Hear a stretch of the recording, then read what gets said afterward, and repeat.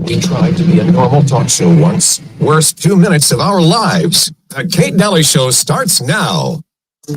President Trump says Americans could soon receive a $2,000 payment crediting his tariff policies for boosting the country's wealth.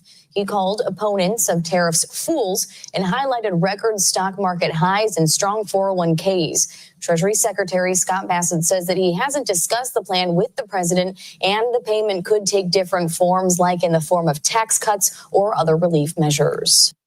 Thanksgiving is the most traveled holiday, guys.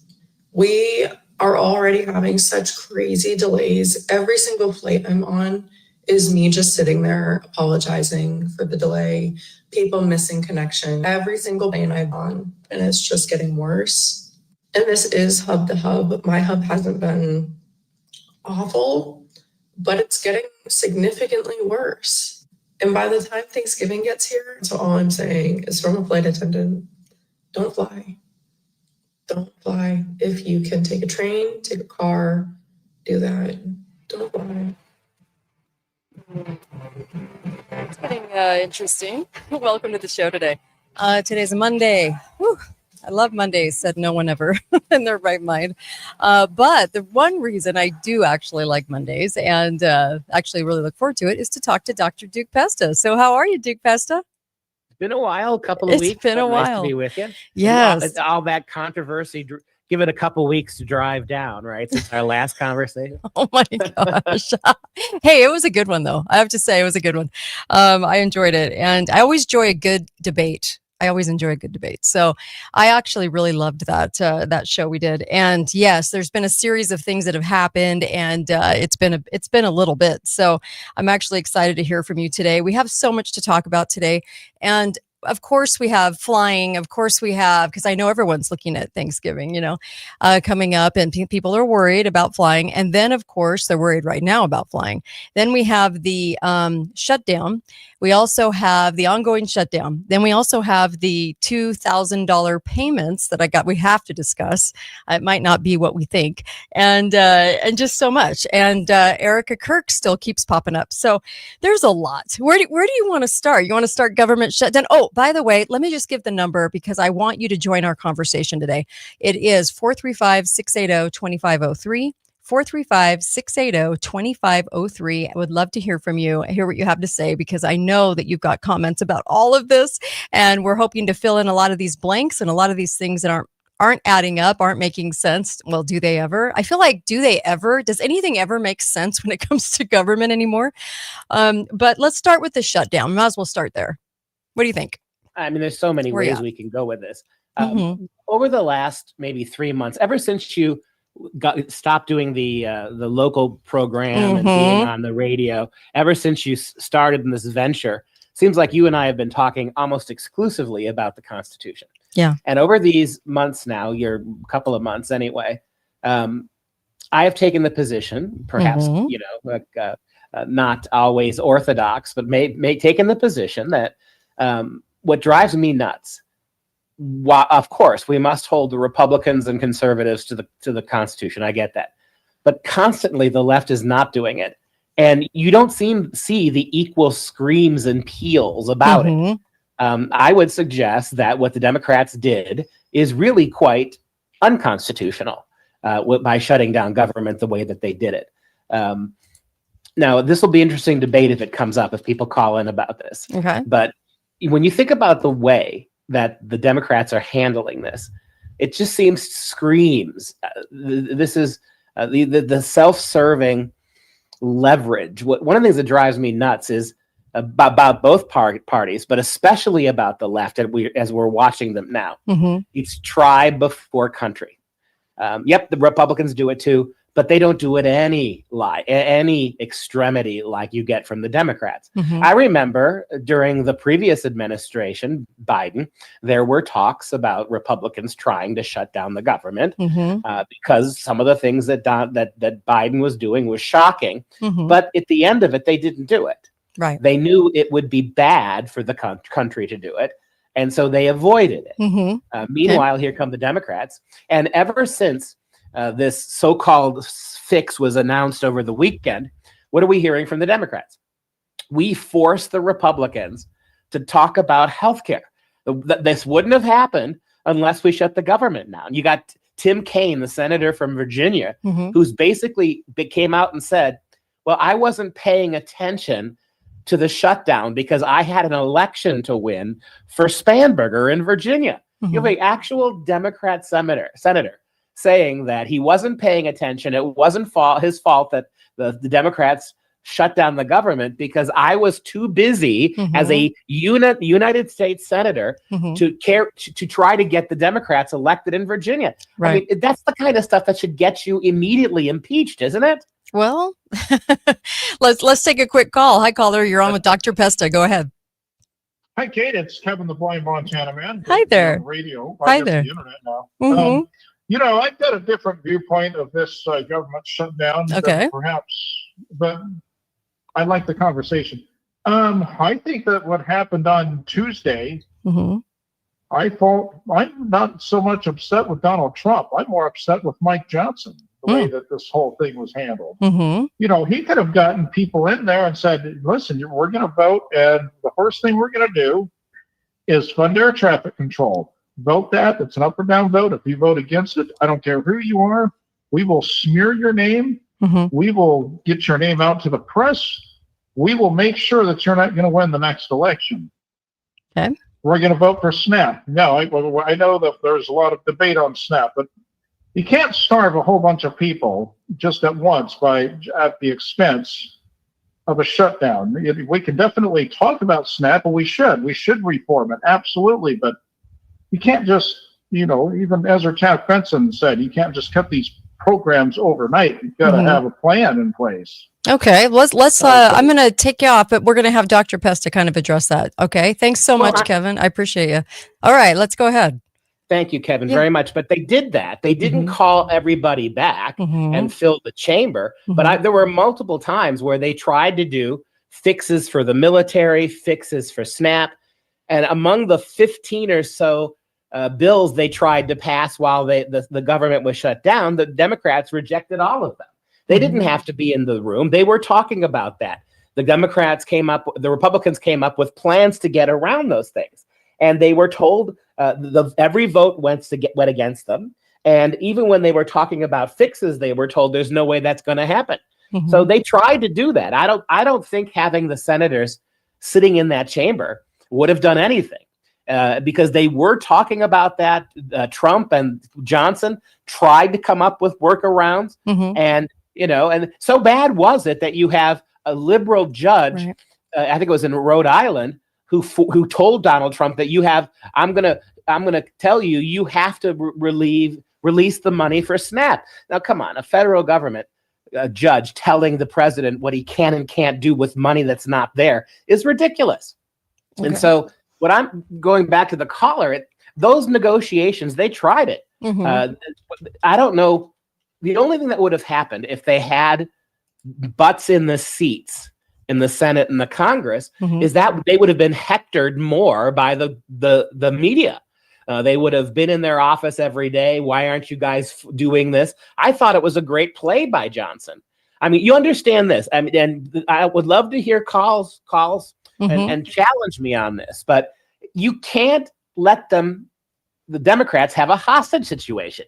They not even a year ago, the Republicans won the House, the Senate, and the presidency. They won it clean and fair. They won all 7 swing states. And so you're going to close down the government, the Democrats, because you can't get concessions on healthcare?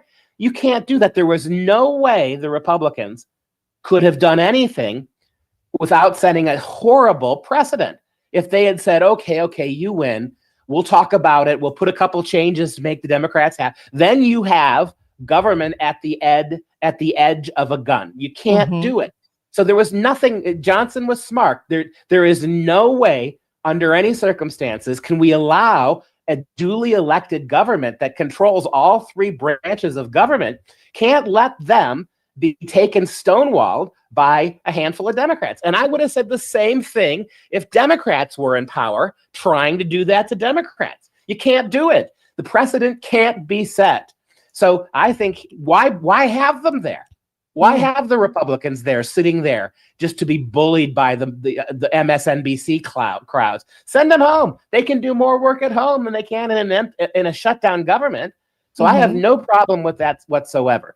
And when it comes to SNAP, I know for a fact Johnson tried to put together a PAC that would allow us to go that, but the Democrats weren't going to do it because they were looking for leverage, not governance. Okay. 435-680-2503. Give us a call.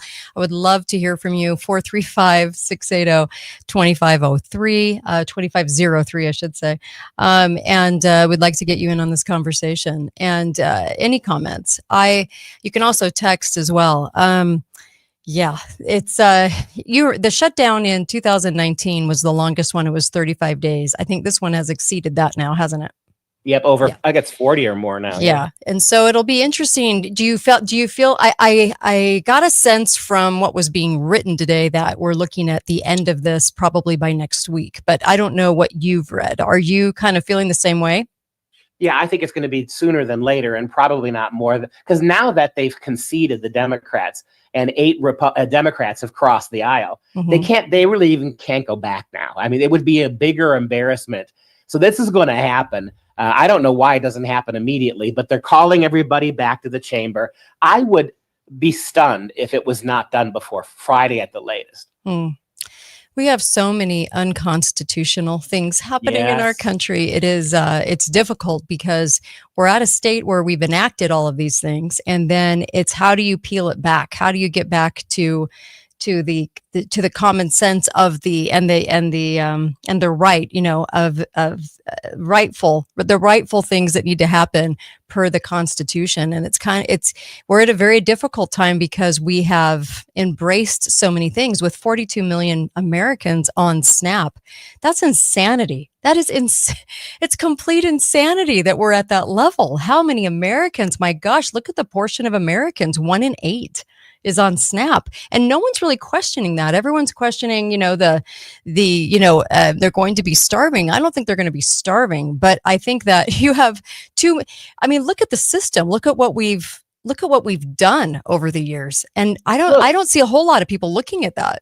No, as bad as it is, you're talking about citizens. What's really glaring is how many of those people on SNAP are illegal aliens. Yeah. Are you kidding me? Yeah. You're actually over the years, the Democrats, with the help of some Republicans, have made it so there are no consequences. I know. When you're getting SNAP, you don't have to try to look for work anymore.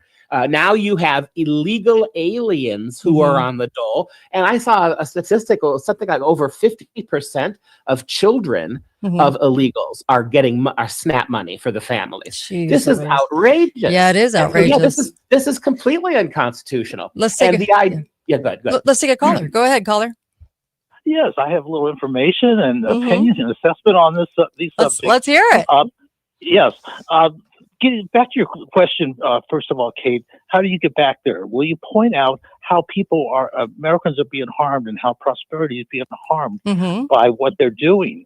And also that if you don't follow a law, there's no blocks on tyranny. There's no blocks, no checks on totalitarianism. For 5,000 years, civilized people have known this. This is why they've had law. As John Locke said, once where the law ends, tyranny begins. SNAP. So you're now talking about SNAP being a bad thing. Of course it's bad. It's underlying principle is theft, taking from those who are earning to give to those who have not. Socialism. Right. So you start pointing out these kinds of things. A couple of points here that are really important before I get to the main point. TSA is completely unconstitutional. Traffic control, federal traffic control is completely unconstitutional. They have no right, the feds have no right to control airports than you or I have. And I'd like to hear an argument to the contrary on that. Europe, they have, 25 or 30 countries, something like that in Europe, and they don't have traffic control. Each country has their own traffic control. Right. And each state can have their own traffic control and work with each other. But it doesn't matter whether it's going to be difficult or not. The federal government has no authority at all to be in these areas. of. So I think that's really important. Government shutdowns. These, we shouldn't even call it. We shouldn't call it that because most of the federal government is not shut down. Even the ones that are not being paid, they're going to be paid. They've got a vacation, a month's vacation or a month and a half now. So it's really important to realize what they do with these shutdowns is psychological warfare against us, promoting big government, promoting Marxism, promoting statism. Yeah, I agree. Because they pick and choose what they're shutting down. Originally, it was what national parks. Oh, the people aren't going to like that, so we won't fund that. Now, the holidays, Thanksgiving's coming up. People are going to hate that they can't travel, so they'll go along with this unconstitutional tyranny. The food stamps. Oh, people, the federal workers are starving, even though they're going to get paid. So we have to support Marxism. So all of this is to psychologically condition people to accept that it's a tragedy if we don't have Marxism, we don't have unconstitutional government, big government, and well timed around the around the holidays. So yes, I agree. There's a mind behind this, a very evil mind behind all this. Thank you, Dr. Pesta. Thoughts? I have no problem with anything he said. He's 100%. I know, but this goes back to the conversations you and me and Mark have had over the last couple of months. Sure. Because I kept insisting, and we never really got around to this. I think we've never talked about it enough. Yeah. So already we are so far behind the constitutional norm. And this was my position. You can't just walk it back from now all the way it was before all this stuff happened. This has become part of the country for the last, 100 years, 150 years? Right. Certainly the last 100 years. We've walked into this minefield. So my point is that, yes, you can point to the Constitution, but we're so far away from it that you're going to have to walk it back step by step. I don't see how you jump from now to 100 years ago. All our norms have changed. I hate to say it, but we're not the same country anymore. They've been accepted by us, the people. Yeah, exactly. The Constitution is still in place, but no one's paying attention to it anymore. And people like Mark, who rightly point out that we have to educate kids, as I said the other day. But who controls education in this country? You're not getting any help from the public schools. Then we turn around and say, well, get your kids out of public schools. And that's what, of 60 million public school kids, you got less than 3 million in homeschool. And so this whole thing is the question that I've been arguing for the last 6 months with you guys, and you too, in our conversations, Kate. It's so far gone from what it used to be. What is doable?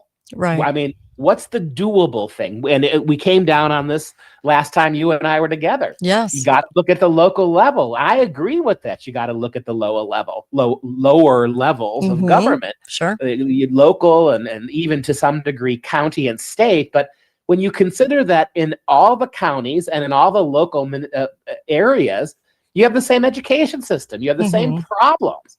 So where do you begin to put this back together? Mark was right. I mean, everything he said is right, but it's been right for the last 75 years, and we're paying attention to it. Right.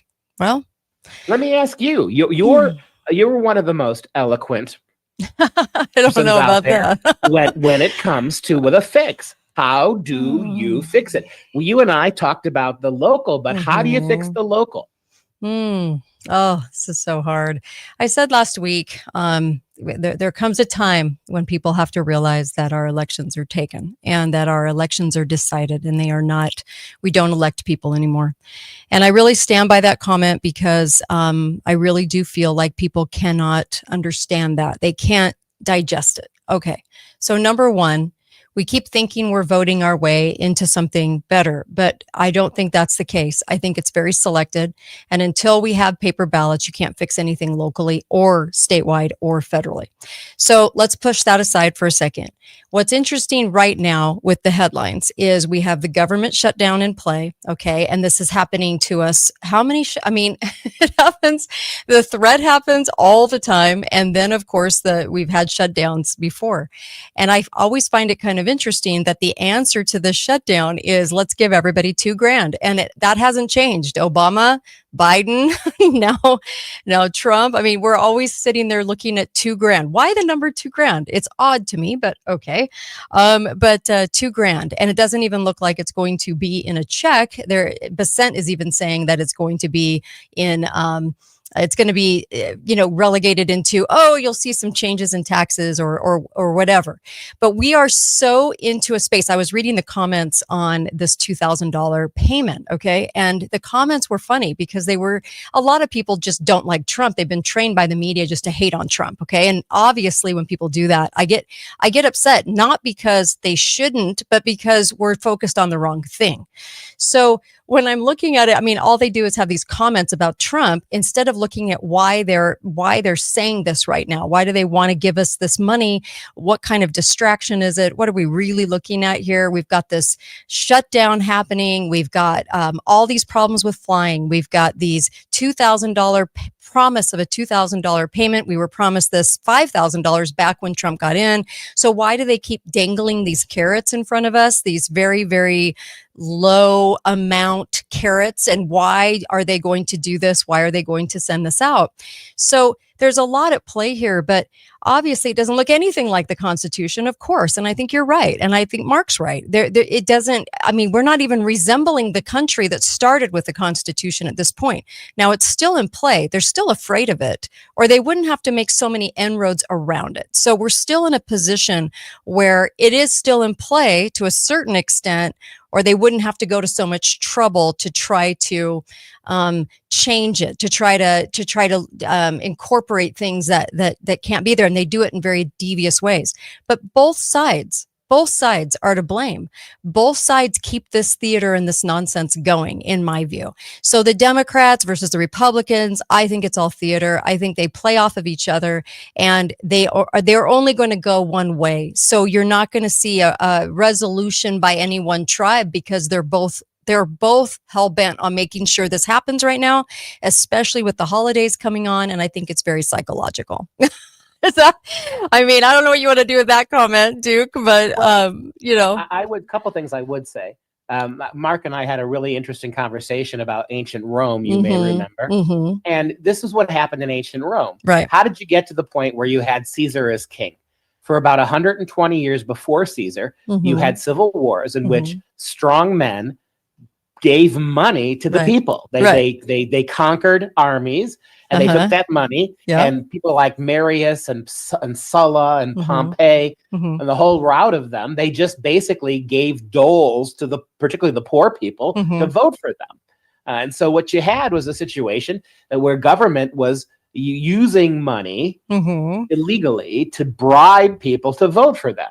And then fast forward today, look where we are. The $2,000 is one of those things, whether it's Trump doing it or Biden.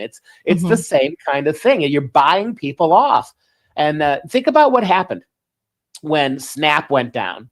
We heard from all these single mothers on TikTok and on, I'm starving, but they're like 250 pounds, whatever. Okay, go ahead. That. And then how many of them were threatening to go steal? Right. You're gonna cut my baby food. I'm gonna go into Walmart and I'm gonna take whatever I want, baby. I tell you what, over and over again.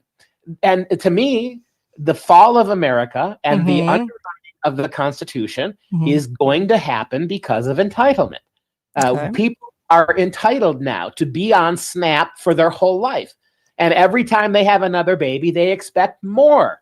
They don't plan to ever go to work. How many people were telling us over the last 40 days, I'm not going to give a job. I'm not. It is up to the taxpayers to take care of my babies, over and over again. And I think what they're doing that's at the bottom of government, this demand for everything all the time. And then at the top of the government, what have they figured out?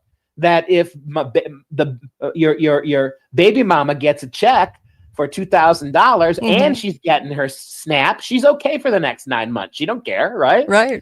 All right. Across the board. Okay. Let's take a quick call. Go ahead, caller. Well, your proposition or your suggestion, walking it back, Dr. Pesta, is absolutely correct.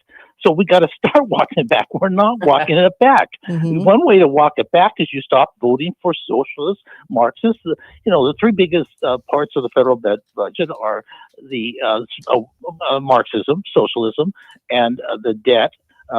Interest on the debt, which wouldn't be there at all if we didn't have Marxism, and the defense. So you eliminate two of those. You abolish, then you wouldn't need any income tax. You're not going to walk it back until we start teaching people these people are evil. They're harming us. They're harming our economy. They're harming the future. They're harming prosperity. And we can't keep voting for Republicans and Democrats.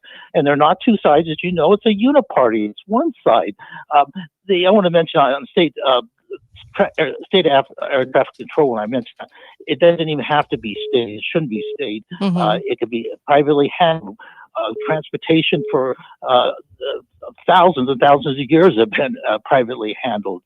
Stagecoaches, you just have to have some organization among those people in the industry in terms of air, because air is restricted. There's a limited amount of air and so forth. But now tariffs, one of the things that Trump does, of course, is that he does all sorts of unconstitutional things, which is a dictatorship.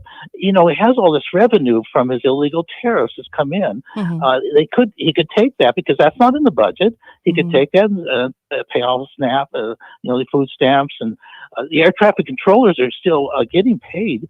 They're just upset that they're not getting paid immediately. And so they could use that money, but no, they have to create, as you were indicating, Kate, they have to create this crisis, a manufactured crisis. So we all believe that we have to depend on big, unconstitutional, immoral government.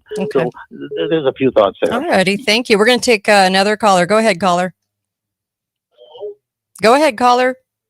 Yeah, so with all due respect to the previous caller, he's predicating all his assumptions on the fact that our vote even matters. The voting system is intact and it's valid. I mean, why don't he thinks we could go out there and vote our way out of this problem until we fix the voting system. All of that is moot. It's all a moot discussion until we fix the voting system. I'm with you. That should be priority one with everybody on their minds. Right. Amen. Amen. Amen. I'm with him because until we fix that, we don't have a chance. I mean, we really don't. And so government's going to do what government's going to do until people finally figure out the lies, but especially around voting. But Dr. Pesta? No, I exactly agree. Mark is he's very clear. He's right. But the problem is this what the second caller just said. If you're going to walk this back, you got a huge road to hoe, and it's got to start with elections, and no one's paying attention to that. Right. And the other thing you got to do is you've got to fix the education program in this country. No one's doing that either. And I'll throw this at you too. Mark said something to the effect that we've got to start realizing that Marxism is bad and vote it out. Well, we're closer to voting for it than we are for rejecting it. When you look at the country right now, look at what happened in Manhattan. And a new survey came out that Gen Z, remember we've been talking about this, we've been hearing how that Gen Z is the more conservative, they're turning the country back. Well, a new survey came out, 6 out of 10 Gen Zers would be perfectly fine to swap socialism over free markets. That's 60%. That is a big number. Even if the whole remaining 40% are Charlie Kirk people going around trying to fix it, it's a 6-4 split right now. And so how do you fix any of these problems in the short term? All right, let's take a caller. Go ahead, caller. Hey there, Kate. Hi there. Sorry, I'm going for a walk and it's like so windy where I'm at. So It's okay. It's all right. But like listening to Dr. Pesta, he just made like the exact comment I was going to make. But I say, who even cares about fixing the voting system when you've just got knuckleheads voting anyways? Like, what are we voting for? And idiots running. That's the one thing I think we Totally. can change. It's the one thing, because I don't actually think the voters put in the Marxist guy in New York. I think that was a planned decision to put him in to make it look like people are for it. I do Totally. think people are for socialism. Don't get me wrong, especially Dr. Pesta. Thank you for the call. I don't think he's wrong. I just think that it was more of a selection than it was an actual vote, because I know that they can put in who they want. So that's why I'm thinking what I'm thinking. But Pesta? Well, I don't disagree with you on that, but I mean, to go back to what the last caller just said, yeah, not only are the American people asleep at the wheel, they don't know the issues. Most Americans, if they vote at all, are voting for what they're going to get. Yes, right? yes. They want to get their The stuff. freebies. Yeah, and then so in places like New York, you see that as well. But to me, the bigger problem is it's not just that we have an ignorant voting block in this country. Well, I mean, well less than 50% vote, right? We know that. Right. So no one's vote. The It vote hasn't numbers changed. it's It hasn't abysmal. changed a lot, by No, the way. It it's hasn't over abysmal. time. Yeah. I mean, it's abysmal.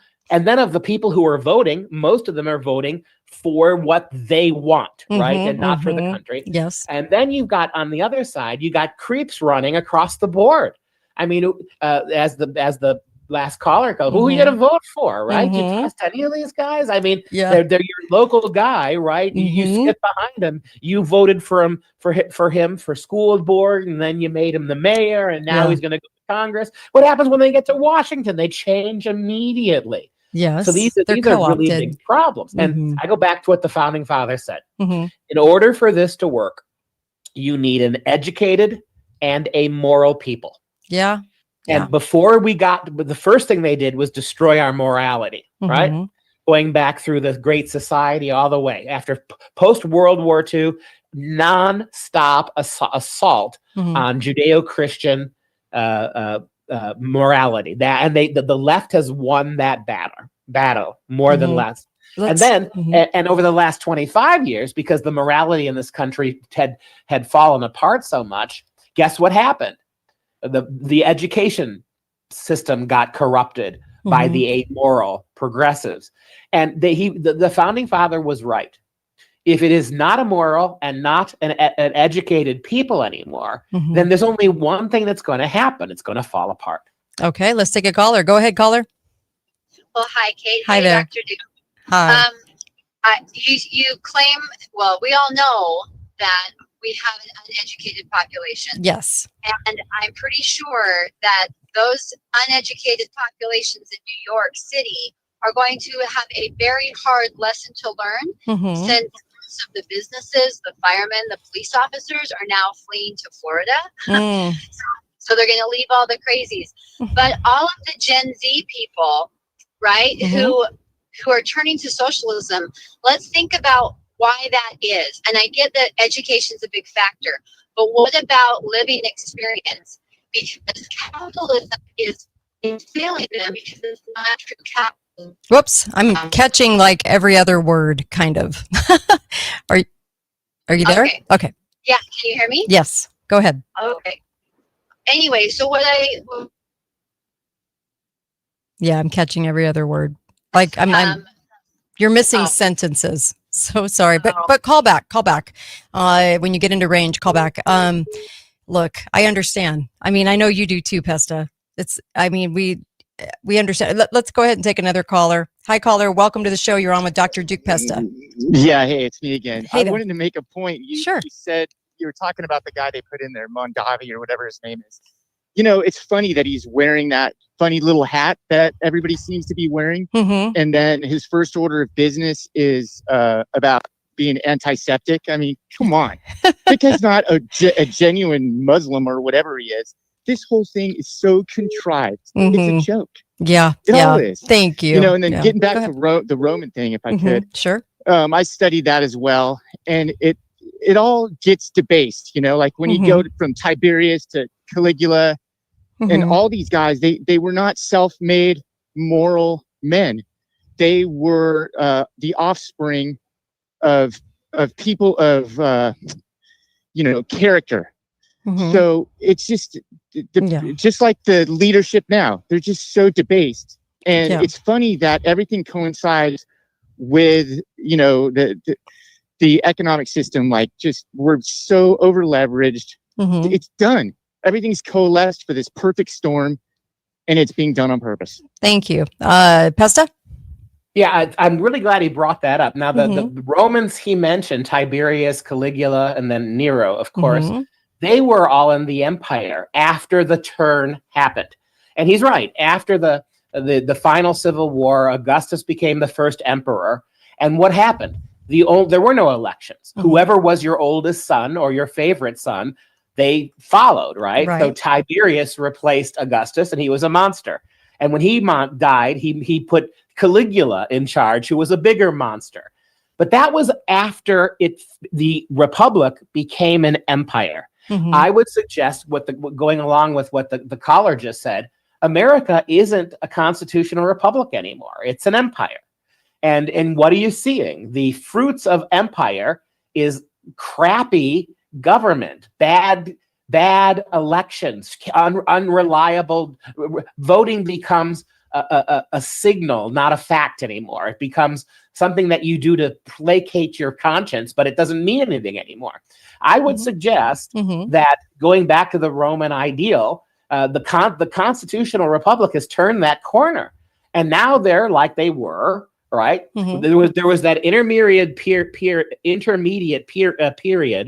from the civil wars to the empire, and in that gap of about 120 years, you're seeing what you saw in Rome, you're seeing here. Strong men forcing themselves into positions of power, buying off votes. This is what you're seeing now. I mean, to me, we seem to have turned that corner. And as the Romans themselves knew, once it was turned, you're not able to unturn it again. Okay, let's take a caller. Go ahead, caller. Can you hear me now? Yes, go right ahead. Yes. So kind of piggybacking off of all that, what I was trying to say, but I guess I was cutting out, with the young people and the lack of education, and why it is that Gen Z might be looking at socialism as an alternative to capitalism is because of exactly what's happened in the past, like in Rome. We are not having a legitimate capitalist free market economy. We have crony capitalism happening. The Gen Z is watching all of these people get whatever they want by hurting other people, by cheating, by money laundering. Government liaisons. So they always talk about the corporation, but never the government person that's making it happen. The dirty deeder. You know what I mean? The person that's making it. Exactly. For example, the taxes, right? Like if we were legit about taxes, it would be a flat tax. There would be no loopholes for any corporation at all. But they'll fight tooth and nail to protect that tax code. Why? Because it allows so many people to skirt around actually being taxed, for example. So when we talk about why Gen Z is flirting with socialism, and again, they don't have education to know what happens once you go down that path. But our current path is not constitutional. We're not, let's just be honest. We have a document. We are not following it at all because the United States of America is now a corporation. And therefore, the people in that corporation have no power. We are given a false sense of power. Okay. Dr. Duke, thank you so much. Dr. Duke? I think I agree with everything that she said, except one thing. I don't think Gen Z is this wholly, well-meaning generation that wants truth. And because they're not getting it, they're going to become socialists. I don't believe that at all. I teach these kids in the university. They are ignorant. They're ignorant. They're not any moral than the rest of us. And in many ways, they're less because they were never given a moral education. What they're choosing social for is they want to get theirs too. They're not getting it because all the older generations has the wealth. They have the houses. They can't afford to buy houses. They see the older generations with stuff. I don't think they want a functional capitalist system. They want stuff. and they know that they're not getting it. Everything to be a right. Everything's a right. So that's my only quibble with what she said. They're not clamoring for the right use of free markets. They see everybody else enriching themselves at the expense of the country, and they want their piece of that pie. All right. And people are weighing in saying I don't fault them because they've sort of been trained up in the you get things from the government, and that's the most important part of government is to give you what you want, right? Yep. No, I'm with you. And the $2,000 payments, what's your take on that? It's just throwing pearls before swine. Yeah. Hate to say it, right? You're buying off, and what a cheap way to buy people off, by the way. A couple of grand here, and now it's not even going to be a check. I remember with the outrage when some of the Biden money went out during COVID. The CARES money. People freaked out when they realized they had to pay taxes on it at the end of the year. You remember that? Yes. Like, how dare you give me money? Then I have to pay taxes on it. That's how far we are down I said about 10 minutes ago, it's worth replying. What's going to do with this country, and at the end of the day, is entitlement. The idea that we should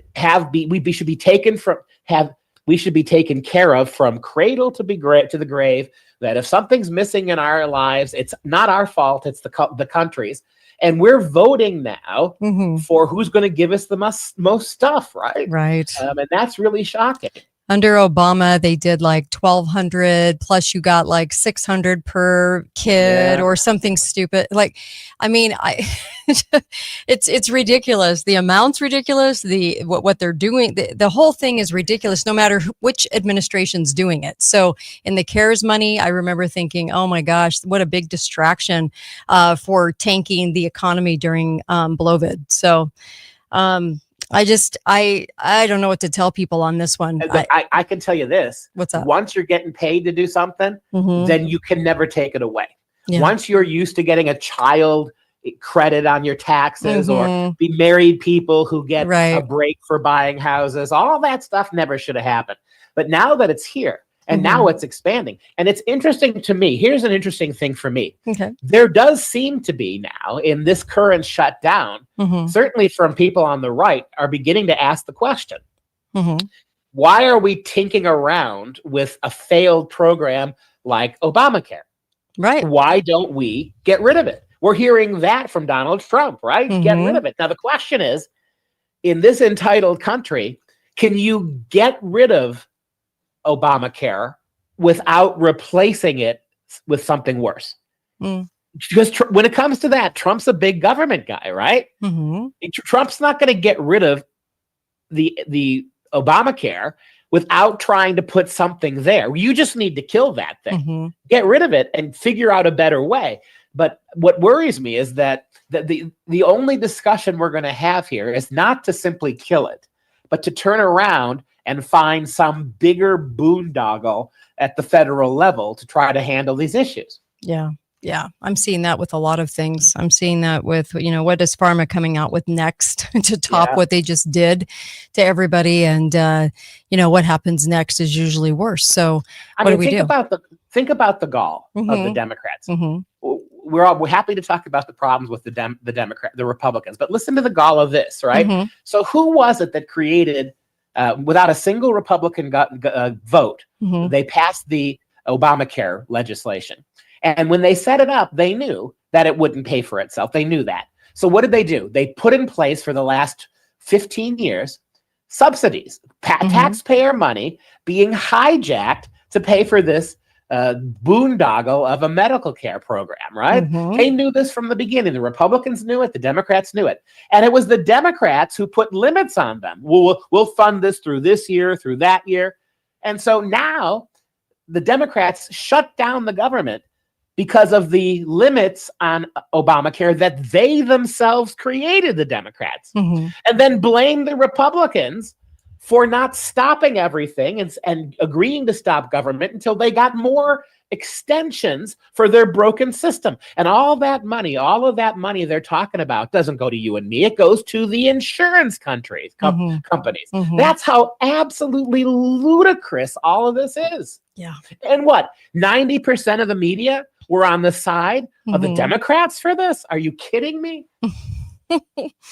Some of the comments coming in. Now, what Trump is allowing to continue in the hospitals is equivalent to death panels that Palin warned about in Obamacare when being proposed. There's lots of comments. So same kinds of things. I think they're agreeing with what you have to say. There was a really kind of strange thing that came from Hegseth today, and that was getting back on war footing. So it was really kind of strange. He said he was giving a part of a speech from Rumsfeld, of all people, September 10th, 2001. This was just odd. And he ended up invoking Rumsfeld, urging the audience to build on Rumsfeld's vision. The vision outlined one day before 9/11 was meant to liberate the Pentagon from bureaucracy, which isn't true. But anyway, it was to usher in decades of war and government contracts. But instead, it ushered in 2 decades of war, privatization, and unchecked spending. So it wasn't like it didn't, because that was the goal. The goal was decades of war, privatization, and unchecked spending, hence the missing trillions all the time that we seem to keep bumping up against, and no one ever looking into anything. But this was kind of an interesting thing on top of everything else that's going on. Hegseth is out there going, look, my battle is with the Pentagon, and we need to get on war footing, back on war footing. I just thought it was strange adding all of this in to the economy that we're talking about, right? Because government contracts are a big part of war. I don't know. There's just a lot of things floating around today. This was strange. Did you think this was weird? I mean, there's 2 ways to look at it. I want an efficient, lethal, and prepared military. Yeah. I want that. I want that. I think the American people want that. I think there are genuine issues globally. We have enemies. I mean, they're out there. I think that we also know from history that weakness invites attack. I don't want to see my military going anywhere. I want them here, and I want them prepared for whatever may come.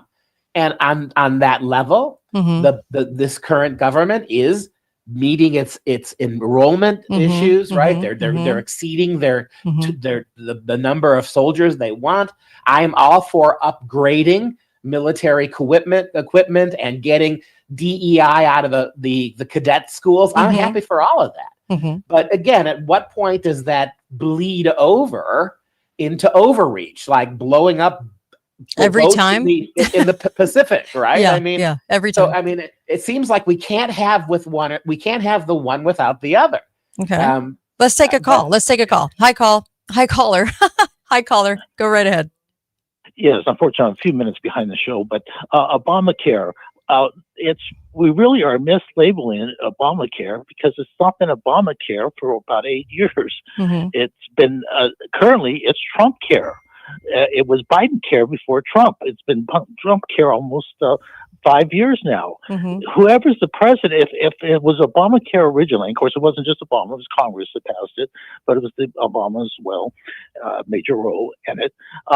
So we need to start pointing out who the socialists are on both sides of the aisle, which is the same aisle, same side, and start calling it. All Trump has to do to abolish Obamacare is not even take 3 seconds to sign a veto of the legislation, the funding legislation for it.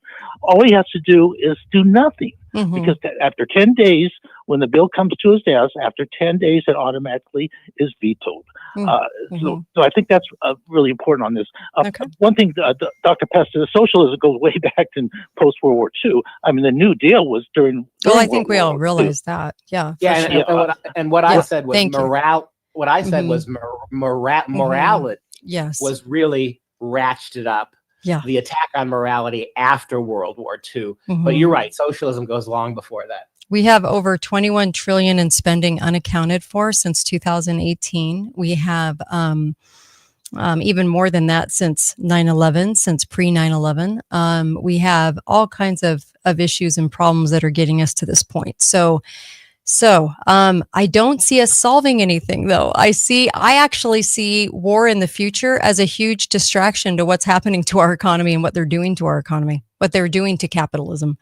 I also see huge problems with, like what Dr. Pesta is saying, with these benefits. They're not benefits being handed out to everybody. And I know that there's a lot of our own Republicans out there just cheering at the payments, saying, see, he's making this right.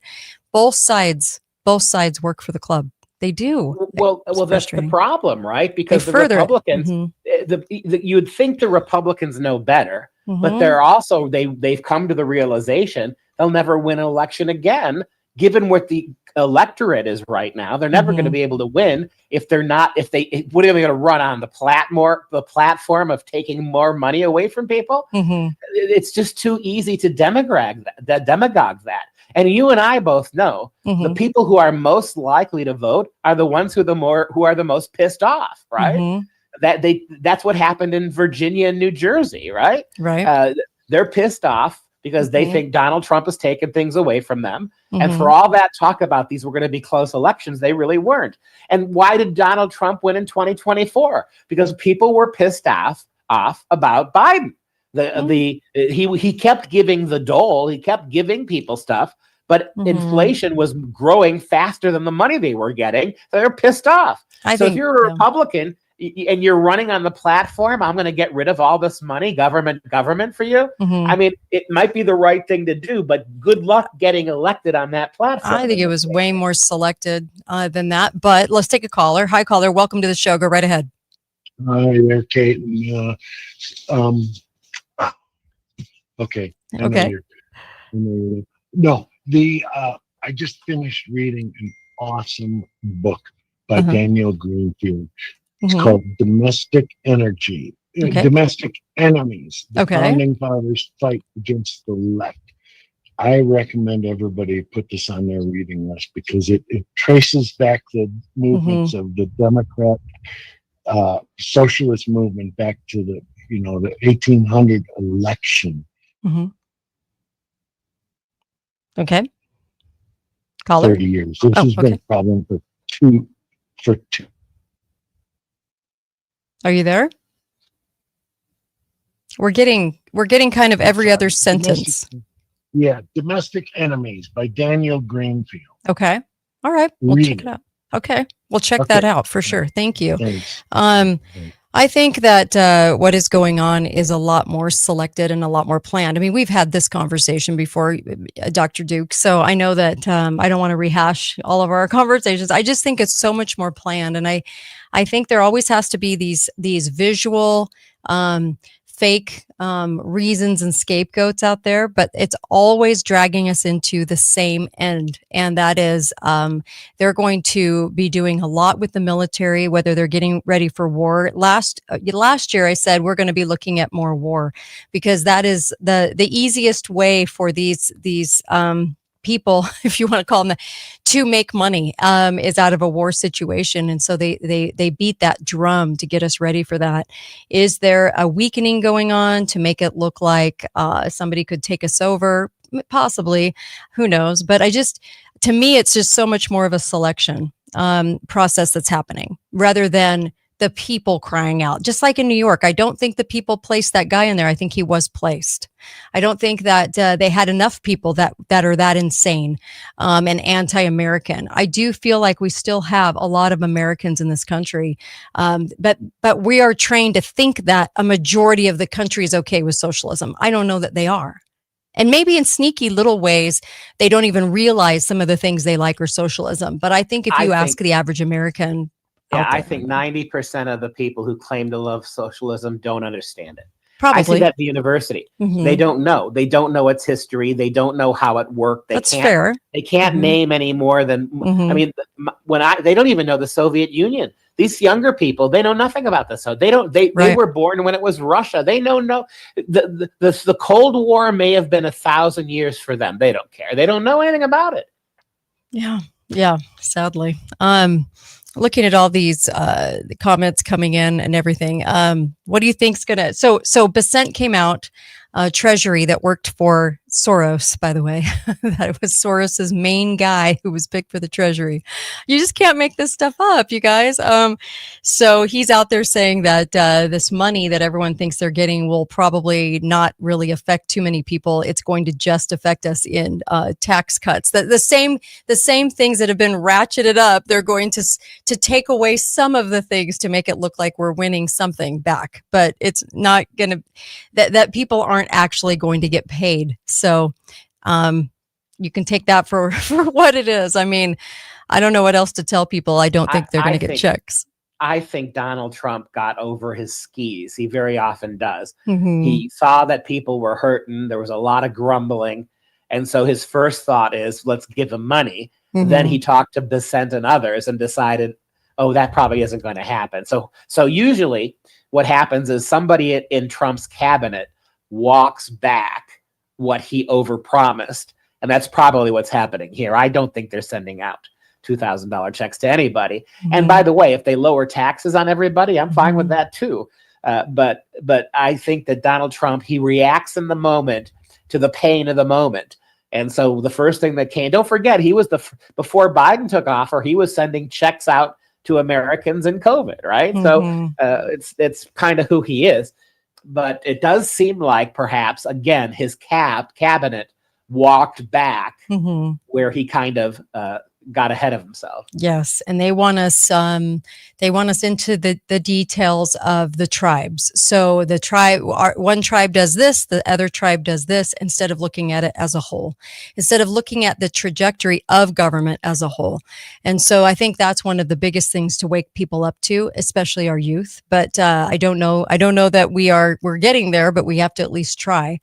And then we have with flying, we have, I think what is very controlled disruptions. I think that it's about conditioning us, a system. So a lot of people are worried about the holidays coming up and flying because of all these problems that they've been having. And I think it's very, very controlled. I think we're normalizing travel restrictions, creating movement dependencies. I think there's a lot of things happening, that I think are not realized right now, that we are being conditioned for future restrictions. I think that is coming too. And I think that flying will only be for the haves, not the have-nots, and those people that are A-okay with government and do not question it. I think that's where we're going with flying, by the way, because somebody wanted me to comment about flying. So there you go. I would argue as the country disintegrates in many ways mm-hmm. from its constitutional roots, mm-hmm. I think you will see more segregation. I think the country's going to become more fragmented. I think mm-hmm. in the future, as this continues to rot the country from the inside, various areas of the country will kind of band together, mm-hmm. and you'll see more of that. I'm not sure in 50 years or 100 years there will be one America.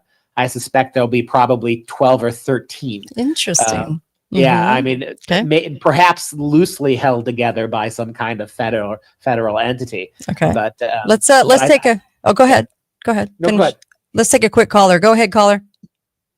Greetings, Kate. Hi there. I don't know if Chris Hall posted this or if it was a bot, but I got a posting said it was Chris Hall, and it said that the SNAP benefits were not part of the annual budget, that they were a long-term, predetermined, pre-authorized, and so.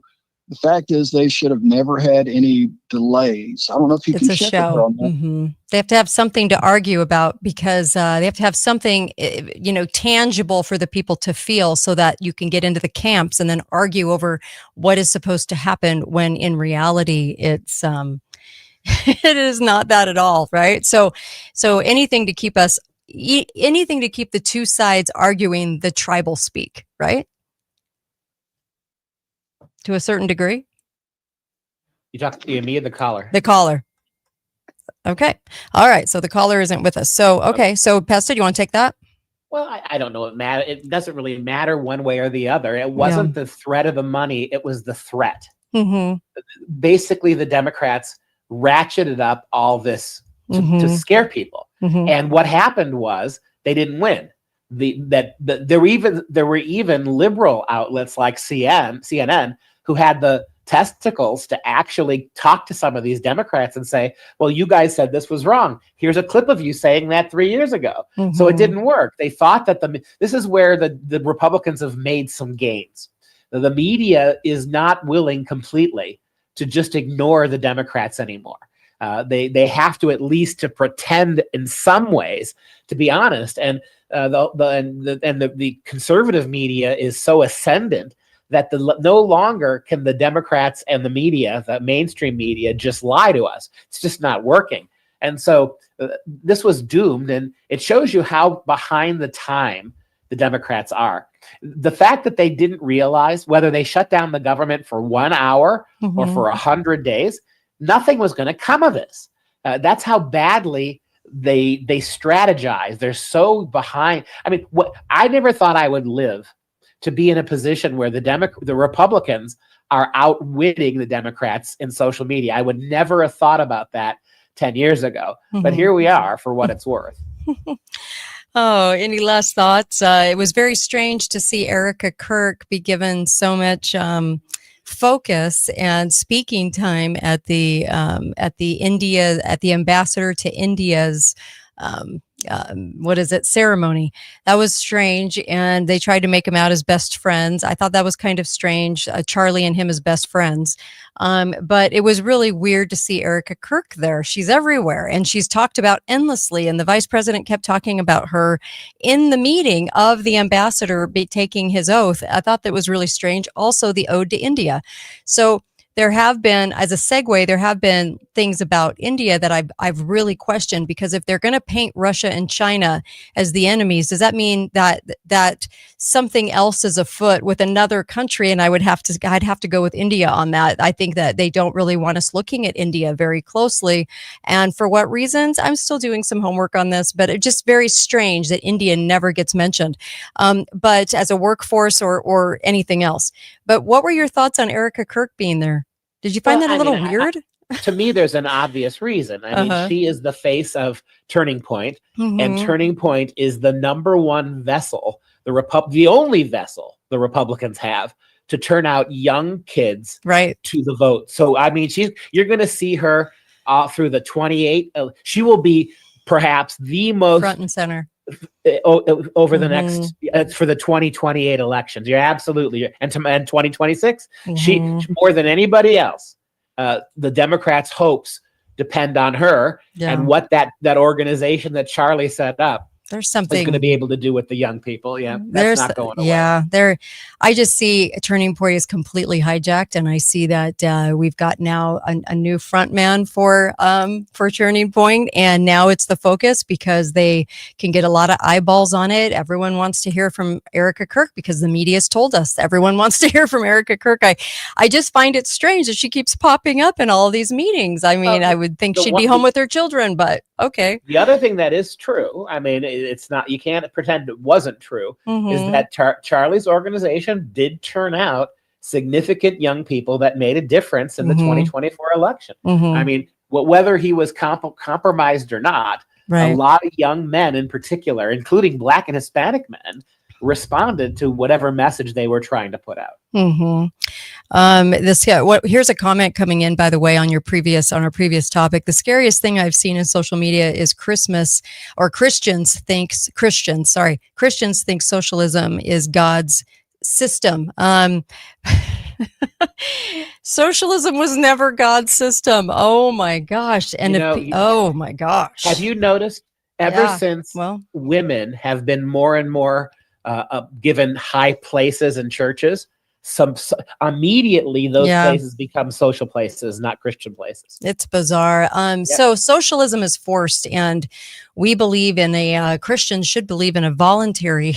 there's a voluntary system, and the whole voluntary thing is the key. So charity is a Christian virtue. Yes, by volunteering, not being compelled by the force of a gun to do it, and then it being hijacked by government, and then they dole it out. So you got it. It is insane. But I'm with the person making that comment, though, is that there are a lot of Christians, and I do think this is where maybe places like Turning Turning Point are going to hijack these thoughts, and I don't know. I don't trust it anymore. I don't trust Turning Point. I think that there's something wrong here with what they're going to do to Christianity, the messaging, what they're trying to do with the youth. It's very youth targeted, but I feel like it's kind of like, if the government feels threatened by something, they usually shut it down like the Tea Party or overtake it. And I think they've overtaken this one. And I think they're going to twist messages.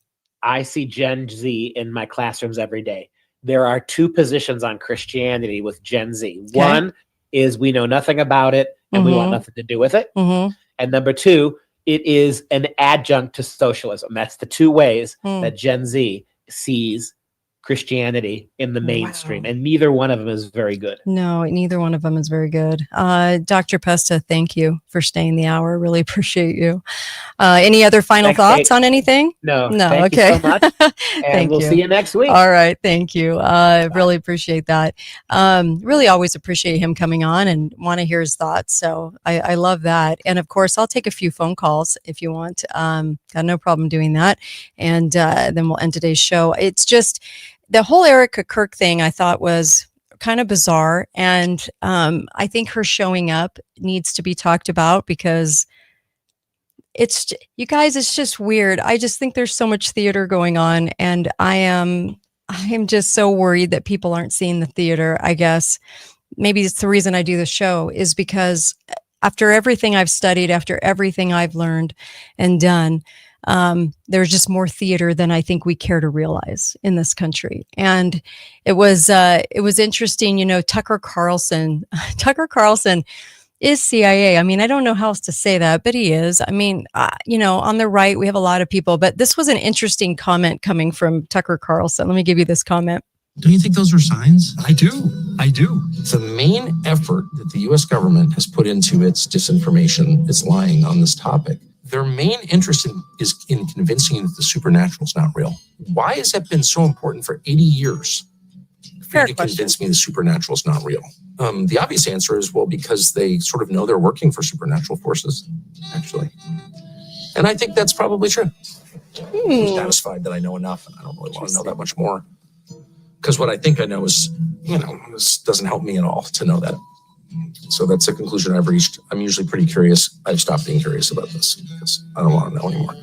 But you truly don't want to know anymore about it. I think I know. I think I know what's up. I think when I hear that, I'll give you my real thoughts on that. When I hear that, this is what I'm thinking. Right or wrong, this is what I'm thinking. I'm thinking that we have people in the media that are going to try to sway us to appear very crazy. And so I think there's lots of admissions. Now, what he's saying is probably true. So you're going to give truth, but you're also going to give a dose of like, this is crazy talk, or this sounds crazy, because I think there's a concerted effort to make anyone questioning what the government's doing right now crazy town. So there's that. And that's kind of what I'm thinking when I'm hearing that. Hi, caller. Welcome to the show. Go right ahead. Okay. Greetings, Kat.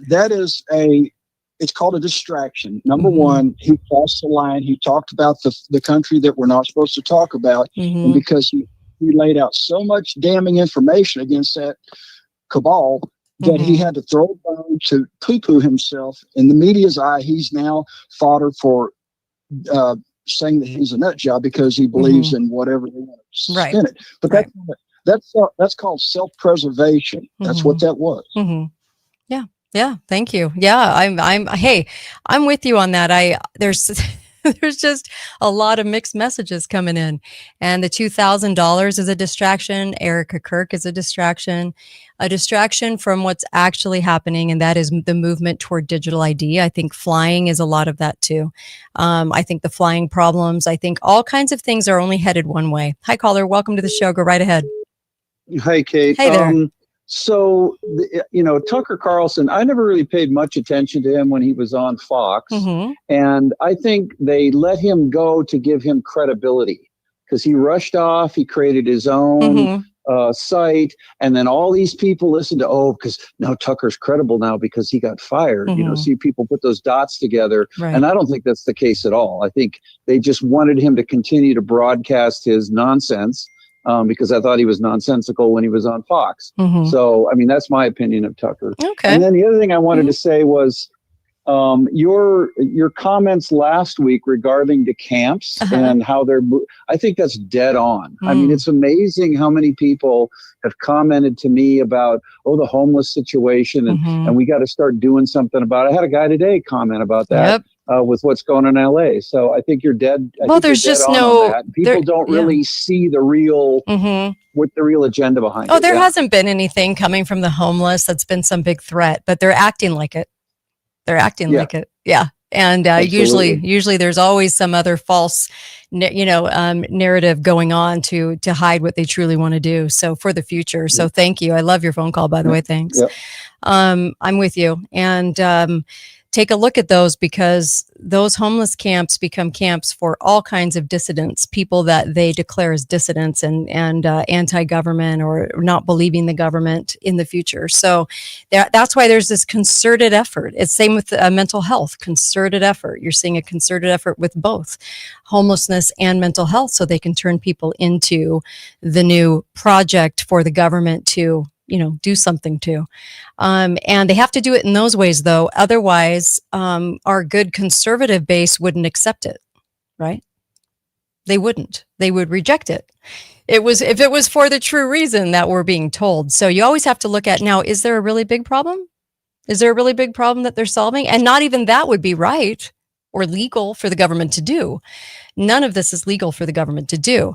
But they are building these homeless camps that the homeless will not be able to leave. That's not a camp. That's a camp. That's not a volunteer situation to get better. But that's how they're going to portray it.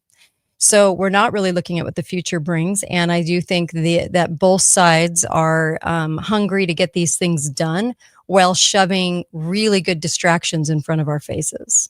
It's bizarre. We live in a bizarre world right now. And I just hope people can see that. I can see it. I hope people are seeing it. It's distraction after distraction. We're not solving anything. Look what Doge did. Nothing. Really didn't do anything.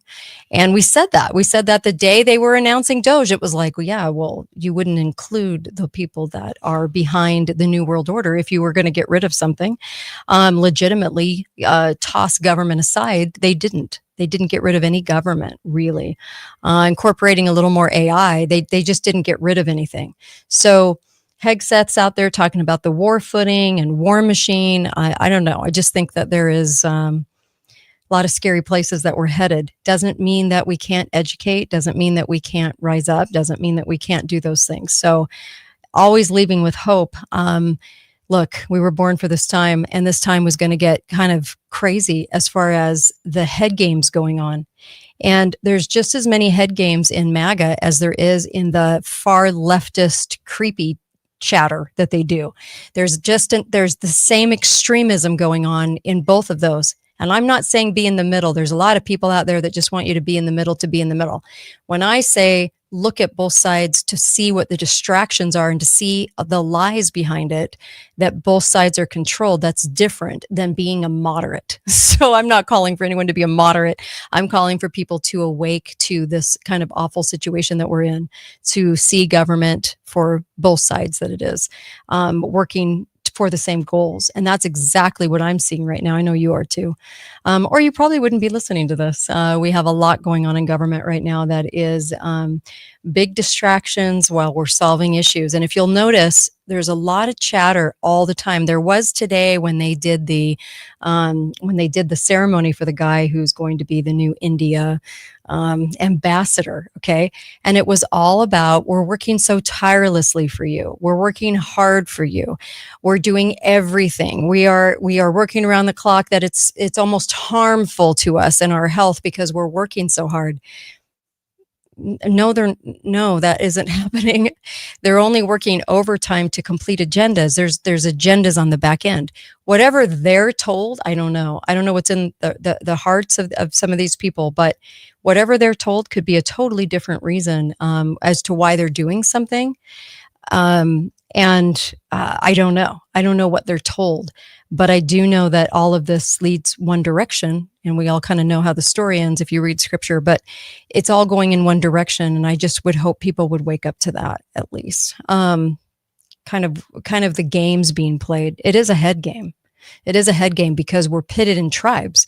So you're always going to align. Like, I'm conservative, so I'm always looking at what's happening to, or how they're selling things to the conservative base, right? Because I'm conservative and I love the Constitution. I'm not MAGA. I'm not a far leftist. I have more understanding of history than a far leftist does. And personally, the thought of being a leftist is just grotesque, but I'm also not have blinders on either. I do not have blinders on. So I think a good, healthy way to see what's happening is to look at both sides and look how you're played on both sides. Look at the headlines on Fox News. Look at the headlines on CNN. Look at the extreme amount of distraction in these headlines, because this is something that most Americans don't see, right? They're talking about a porn star finding Christ. Well, of course, that resonates with a conservative base, but it has nothing to do with what's actually happening to us right now with digital ID. So there's all these things happening, and they're focusing on that because they just want eyeballs on Fox News. So Fox News is as bad as CNN, but most people won't tell you that. It just is. And so this show really is for those that have kind of awakened to both sides, and they see both sides utilizing the sides to create the distractions rather than seeing through it. So some of what Dr. Pesta said, I'm not in agreement, because I think it's very played. And I don't think the tribes are as into the tribe speak as we go. I think that it's more about head games than it is about this tribe wants this and the Democrats want this and of course the Republicans want this. I think it's way more about head games than that. So and another headline: NFL team parts ways with head coach after another late game meltdown. Who cares? Who really cares? No one cares about that. I care more about digital ID coming in and how they're doing it. I care more about the Marxism kind of obviously overtaking capitalism in this country, and I care about our Constitution disappearing every second. So that's what I care about. Anyway, but you're going to see all this. And, right now it is the one man holdout for Rand Paul. He slows the Senate efforts to advance government funding bill. So it's always a play. It's always a play. That this whole government funding thing is always a play. It happens all the time. They're always threatening it, or they are in a shutdown. And wouldn't we benefit from having the government shut down for so long? I also wanted to say the one thing after, the last 10 days were kind of stressful and emotional and everything else for me on a personal level. And taking Cardio Miracles actually helped me. When I look at the name Cardio Miracle, I don't really see it as cardio. I just see it as mineral delivery. So it's kind of like what Dr. Judy Mikovits said. It's the best mineral delivery system. And I'm telling you that if you want to strengthen your immune system, and I was around some people that were really ill, I'm telling you that this is the best way to shore up your immune system right now, especially for the winter. So by all means, at least try it, but do it twice a day. That is the game changer, twice a day. And make sure that you're doing it, because if anything, I should have come down with something, knock on wood, the last 10 days or so, and I didn't. And I am telling you from experience and finding something great. I just want to pass it along. Cardio Miracle, think of it as mineral delivery system. So go to cardiomiracle.com/Kate. I'm going to talk a little bit more about health tomorrow, and some things that you can do, and some warning signs coming from your body as far as maybe what's wrong, what mineral you're missing, things like that. I do want to touch on that tomorrow, because I think right now, as we're in the fall and going into winter, I think it's really important to talk about that. The stress of what we talk about, what we see, what's going on. It doesn't do great things for the immune system. So we've got to shore that up as much as possible to stay in this fight, right? And that's what I care about the most. Also, allfamilypharmacy.com/Kate to get ivermectin, all of the things that you can do parasite cleanses with. Remember, allfamilypharmacy.com/Kate. You get those in a matter of days. I've gotten it too. In a matter of days without a doctor prescription, you can get as much as you need right now and get it under your roof. There'll come a time, I think, when you cannot get those things. And I'm being honest. I think there is a time when you will not be able to. They don't want people cleansing themselves. They don't want people getting rid of these parasites. If anything, they want to double down. So I think that you could do yourself a world of good by getting more right now, just to have underfoot, okay, in physical product. But allfamilypharmacy.com/Kate, you can order as much as you want. I mean, they even have, there is a steroid you can take for like toothache, for inflammatory stuff, for breathing if you had to, and you can at least have that in your arsenal. But you can get these things without a doctor's script, and you don't have to go try to find a doctor to do it, which I love. For Christmas, mypillow.com has some extraordinary deals going on right now for you. All Family Pharmacy has some 2-for-1s happening. So be very aware of that. It's the holidays. They always do this around Thanksgiving. So make sure that you're taking part in that, because this is the time to really have that in your arsenal. And there are some things that you can have. So I'm always in favor of that. I'm always in favor of just making sure you have the things that you need under your own roof. Okay. I just think that there's going to come a time where you can't get these things. And that's like my big warning today. Also with Cardio Miracle, make sure you've got enough in stock. Make sure you have that product, because a mineral delivery system like Judy Mikovits talks about is just huge right now. You definitely need that right now, because my immune system, I'm sure it was working overtime, right, over the last 10 days. But I'm telling you that the reason I'm here and doing this today is because of Cardio Miracle. Just don't think of it as cardio. Think of it as just kind of that miracle delivery system for minerals. The system that works the best is really what I think it is. And there you go. I'll be back tomorrow, same time, and got a lot to talk about this week. Holy cow! And just a lot in health. There's so many things in health that I really want people to understand, that we need a better understanding of, if that makes sense. Anyway, just think it's important.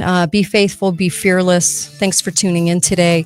Dr. Pesta, it's always fun talking to Dr. Pesta and getting so many different points of view from all of you too. I really appreciate it. And of course, I'll see you tomorrow. I'll see you tomorrow. KateDalleyRadio.com. KateDalleyRadio.com.